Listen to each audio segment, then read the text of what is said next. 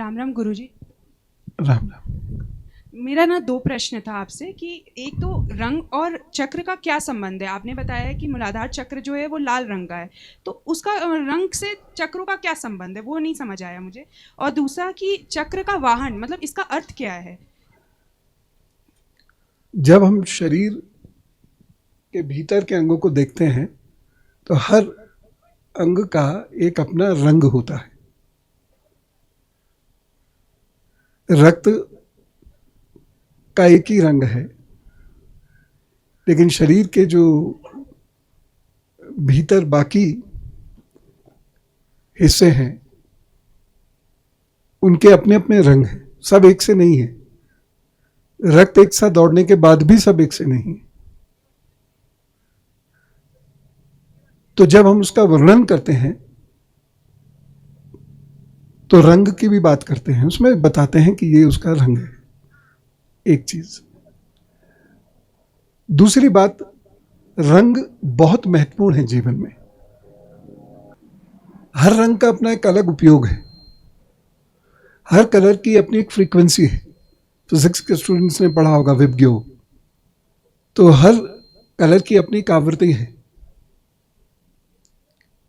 हर colour हमारे अलग किस्म के मूड को रिफ्लेक्ट करता है।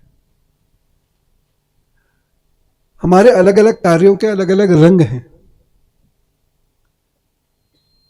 तो रंग का बहुत महत्व है जीवन में। लेकिन यहां जो हम बता रहे हैं, ये उस स्थान को यदि डाइसेक्ट करेंगे तो वहां वैसा ही रंग निकलेगा। दूसरी चीज, ऐरावत होना। देखिए, जितने भी पशु पक्षी हमारे देवी देवताओं ने प्रयोग में लाए हैं या जिनके नाम उनके साथ जोड़े जाते हैं ऋषियों के द्वारा, उसके पीछे एक बड़ा लॉजिक है। जैसे हाथी, ऐरावत हाथी, हाथी की क्या विशेषताएं हैं? हैं? बलशाली है और चतुर है। Very good, yes. उसकी मेमोरी बहुत लॉन्ग टाइम है। अगर हाथी बचपन में किसी को देख लेता है, जीवन के अंतिम समय में भी उसका चेहरा वो याद रखता है, उसकी सुगंध याद रखता है, वो रास्ता नहीं भूलता। और पहली पीढ़ी तीसरी पीढ़ी तक सिखा सकती है। और एक और विशेषता बड़ी महत्वपूर्ण है, वो है हाथी जिज्ञासु बहुत होता है और उसकी सूंड वही काम करती है, टटोलने का, समझने का। हाथी की मेमोरी बड़ी जबरदस्त होती है। अगर वो आपसे खिसिया गया है किसी बात पर, तो जीवन में कभी ना कभी बदला जरूर निकाल लेगा। और अगर प्रसन्न हो गया है, और मान लीजिए उस हाथी के बच्चे को आप जंगल भी छोड़ आए हैं और 20 साल बाद भी उससे मिल रहे हैं, तो आपको पहचान जाएगा।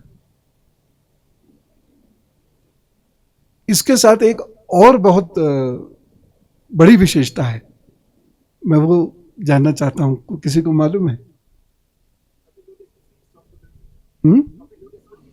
20 डेसिबल से नीचे की साउंड पे हाथी बात करते हैं।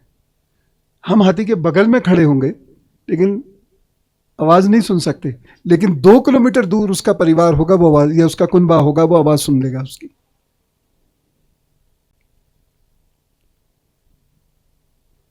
हमारा जो मूलाधार चक्र है, ये जिज्ञासा का प्रारंभ बिंदु है। अगर मूलाधार भी अगर एक जीवन में जागृत हो गया, तो ऐसा व्यक्ति, चाहे वो सांसारिक चीजें हो, चाहे वो आध्यात्मिक ज्ञान हो, उसको लेके उसकी जिज्ञासा परम स्थिति तक पहुंच जाती है।